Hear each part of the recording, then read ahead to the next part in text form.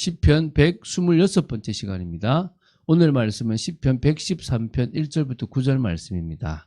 7절부터 9절 말씀을 합독하고 시편 113편 전체를 보도록 하겠습니다. 자, 그러면 시편 113편 7절부터 9절 말씀을 한 목소리로 합독하도록 하겠습니다. 가난한 자를 먼저 더미에서 일으키시며 궁핍한 자를 거름더미에서 들어세워 지도자들 곧 그의 백성의 지도자들과 함께 세우시며 또 임신하지 못하던 여자를 집에 살게 하사 자녀들을 즐겁게 하는 어머니가 되게 하시는도다. 할렐루야. 자, 오늘은 시편 113편을 봅니다. 시편의 이 감사 예배시나 찬양시 중에는요, 성경시대 유대인들이 특별히, 이렇게 의식용, 이렇게 특별 의식용, 다시 말하면, 공식 찬양으로 이렇게 예배 때 쓰는 공식 찬양으로 분류 편집했던 할렐 시편이라고 해서 할렐루야 시편이라는 것이 있습니다. 이 할렐 시편은 시편 제5권에만 이렇게 집중되어 있다고 보시면 됩니다. 그래서 시편 113편부터 118편, 또 시편 136편, 또 시편 146편에서 150편, 이렇게 요 내용들은 첫 번째가 제1 할렐시, 이제 모음집이고요. 그다음에 두 번째가 제2 할렐시, 그다음에 지금 146편부터가 제3 할렐시, 이렇게 모음집이라고 보시면 됩니다. 그 중에서 이제 우리가 지금 제1 할렐시가 이제 113편부터 118편까지라고 보시면 돼요. 그 6월절에 많이 낭독됐던 부분인데요. 유대인들은 이 시편 113편은 6월절 식사 식사 전 곧 두 번째 잔을 비우기 전에 낭독했다고 보고요. 그 다음에 115편부터 118편은 식사 후 곧 네 번째 잔을 채운 후에 낭송했다고 이렇게 봅니다. 그래서 6월절 만찬이 총 4번의 포도주로 되어 있는데, 지금 여기 보면은 첫 번째와 두 번째 사이, 그러니까 두 번째 포도주를 비우기 전에 이 113편을 낭독하고 네 번째 포도주를 하고 나서 이 115편부터 118편까지를 낭송했다라고 보시면 됩니다. 그러니까 그렇게 의미 있는 그런 시라고 보시면 되고 있고요. 자, 그러면요, 이 113편은 제1 할렐시 가운데 첫 번째 시이고, 주의 종들을 향한 하나님의 찬양을 촉구하고 또 찬양의 근거를 선언하는 감사 예배시라고 보시면 됩니다. 그래서 할렐 시편들에서 여호와를 찬양해야 할 이유 또는 근거로 제시하는 이 양대 요소가 뭐냐면, 여호와의 영광과 그분의 사역이 이게 가장, 그러니까 그분의 사역이거든요. 그러니까 여호와의 영광과 그분의 사역이 가장 이렇게 그러니까 찬양해야 될 이유로 나온단 말입니다. 그래서 여기서도 이 두 가지가 가장 원론적 형태로 제시되고 있다고 보시면 됩니다. 그래서 이 할렐 시편 모음집 전체의 어떤 서시와 같은 역할을 하고 있는 게 이 113편이다라고 보시면 되겠습니다. 그래서 할렐시라고 해서 그런 시를 지금부터 쭉 보게 될 거라고 이해하시면 되겠습니다. 자, 그러면은 113편의 내용을 구체적으로 살펴보겠습니다. 크게 두 부분으로 나눌 수 있다라고 보시면 됩니다. 첫 번째가 1절부터 3절입니다. 온 세상에 영원한 여호와 찬양을 촉구하는 그런 내용이라고 보시면 됩니다. 이제부터 영원까지라는 부분은 시간적인 개념에서 영원히 찬양하라는 그런 부분이고요. 해 돋는 데서부터 해 지는 데까지라는 이 부분은 어떤 공간적인 개념에서 어디에 있는 사람이든지 다 여호와를 찬양하는 이 시간과 공간을 이렇게 초월하는, 이게 전체의 어떤 스케일을 가진 그런 장엄함을 그려낼 수 있다고 보시면 됩니다. 자, 1절부터 3절을 제가 읽어볼게요. 할렐루야, 여호와의 종들아 찬양하라, 여호와의 이름을 찬양하라, 이제부터 영원까지 여호와의 이름을 찬송할지어다.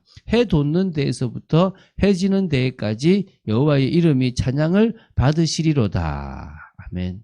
여러분, 우리는 우리의 신분을 분명히 알아야 됩니다. 어떤 신분입니까? 여호와께서 죄악 중에 있는 우리를 택하사 당신의 백성을 삼아주신 그런 존재이기 때문에 여호와께서 우리의 주가 되시고 우리의 왕이 되십니다. 우리는 그분의 뭐가 되는 거죠? 종이 됩니다. 오늘 여호와의 종들아 그러잖아요. 오늘 저와 여러분의 신분을 분명히 아시기 바랍니다. 하나님이 자녀의 축복을 누리게 하셨지만 여호와 하나님 앞에서는 그분의 말씀에 순종할 수밖에 없는, 그분이 피로 값주고 사신 그분의 뭡니까? 종이라는 겁니다. 그러므로 우리는 할렐루야를 외치며 여호와의 이름, 주의 이름을 찬양하는 것이 당연히 합당하다고 보시면 됩니다.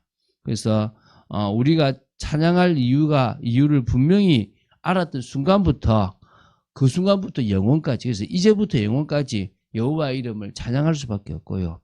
우리는 영원히 죽지 않을 것이기 때문에, 않고 멸망하지도 않을 것이기 때문에 영원부터 영원까지 계속 주의 이름을 찬양할 그런 존재입니다. 천국 가서 더 많이 찬양할 거라고 믿습니다. 또 주 여호와의 이름을 찬양할 주의 백성들은요, 해가 돋는 동쪽에서부터 해가 지는 서쪽까지 모든 곳에 편만하게 주의 이름을 찬양하는 곳에 있을 겁니다. 그래서 그분은 찬양을 받으시기에 합당하신 분입니다. 그래서 이제부터 영원까지, 해 돋는 데서부터 해 지는 데까지 여호와를 찬양하게 되기를 바랍니다. 자, 4절부터 9절입니다. 여호와를 찬양해야 할 어떤 근거를 이렇게 요약 제시하고 있습니다. 그래서 하나님께서 도우시는 대상으로 가난한 자, 또 아이를 낳지 못하는, 잉태하지 못하는 여자들, 이런 부분들을 언급하면서 여호와의 찬양이 의례적 의무가 아니라 그야말로 마음속 깊은 곳에서부터 우러나오는 찬양임을 지금 잘 드러내고 있다고 보십니다. 4절을 먼저 읽어볼게요. 참 중요한 말씀입니다. 여호와는 모든 나라보다 높으시며 그의 영광은 하늘보다 높으시도다. 할렐루야.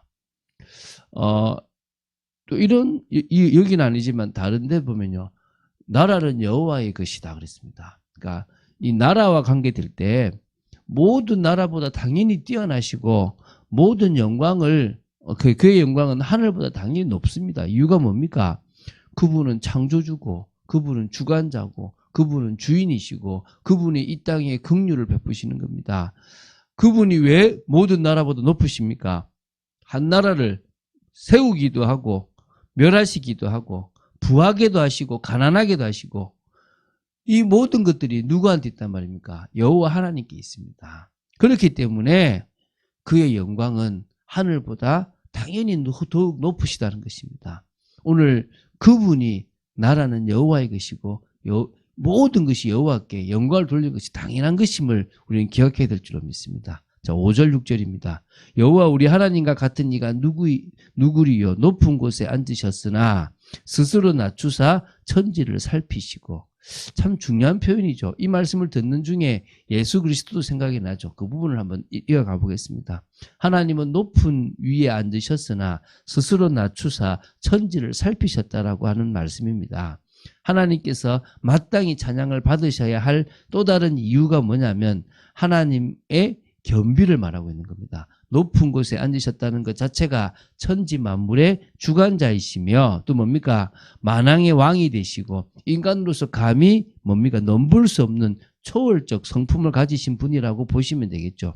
그런데 그렇게 지구하시고 그렇게 대단하신 하나님께서 스스로 자신을 낮추시고 세상을 살피셨다는 것입니다. 무슨 말입니까? 천지를 창조하신 초월자 하나님께서 단지 이 세상을 창조하여 인간으로 이 땅에서 살게 하시고 우리를 그냥 방치하신 것이 아니고, 어떻게, 이게 뭡니까? 이 연약함과 아픈 상처 또 여러 가지를 아시고 뭡니까?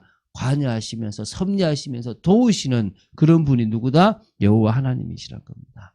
그런데 그 정도가 아니라 역시 여기서 뭡니까? 특별히 하나님의 낮아지심은 가장 어디 나옵니까? 예수 그리스도예요. 그분이 이 땅에 육신을 입고 오신 그 자체가 가장 낮아지신 겁니다. 오셔가지고 그냥 오신 게 아니라 죽으시고 십자가에 죽으실 뿐만 아니라 정말 우리를 위해서 모든 저주와 재앙을 다 짊어지셨다는 것입니다. 그것이 얼마나 큰 사랑입니까? 그것이 얼마나 큰 은혜입니까? 이것이 진정으로 스스로 낮추사 천지를 살피셨다라는 그런 부분에서 볼 수 있는 은혜라고 보시면 되겠습니다. 자, 우리 7절부터 9절입니다.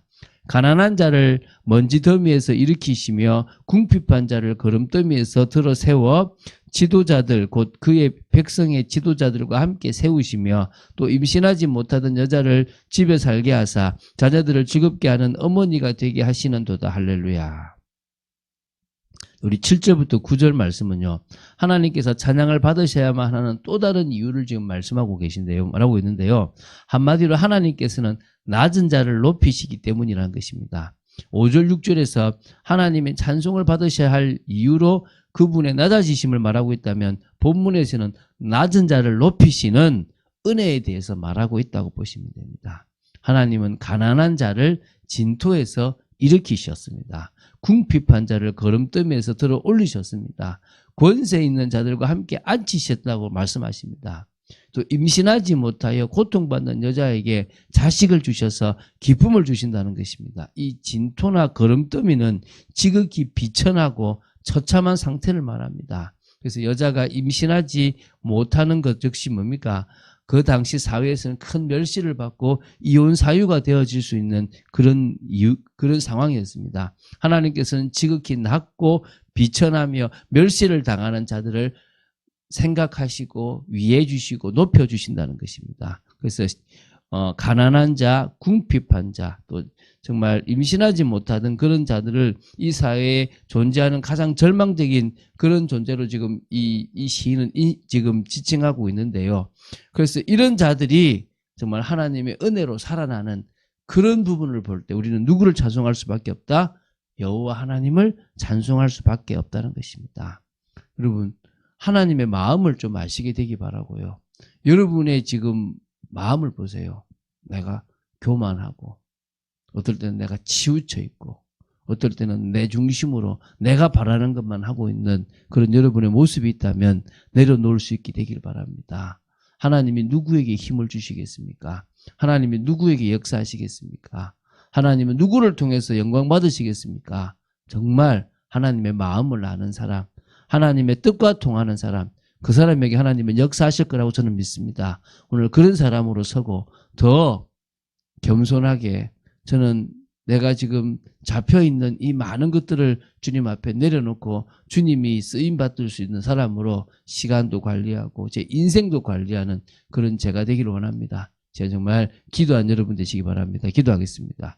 주는 그리스도시요 살아계신 하나님의 아들이심을 고백합니다. 말씀 따라가는 축복 속에 있도록 지켜주시고 아버지 하나님의 은혜 속에 있도록 붙잡아 주시옵소서. 주님을 바라봅니다. 하나님의 나라를 이루기를 간절히 소원합니다. 믿음의 고백이 되게 하여 주시옵소서. 말씀 따라가는 축복이 있도록 지켜주시기를 간절히 소원합니다. 아버지 하나님께서 정말 말씀 따라가는 축복 속에 있도록 지켜주시고 아버지 하나님의 뜻을 이루는 삶이 되도록 붙잡아 주시기를 간절히 소원합니다. 하나님께서 정말 저희들을 통하여 영광 받아주시고 또 저희들이 하나님께 쓰임받을 수밖에 없는 그런 믿음을 고백하고 하나님의 마음을 아는 자로 세워지기를 간절히 소원합니다. 주 예수 그리스도 이름으로 기도드립니다. 아멘.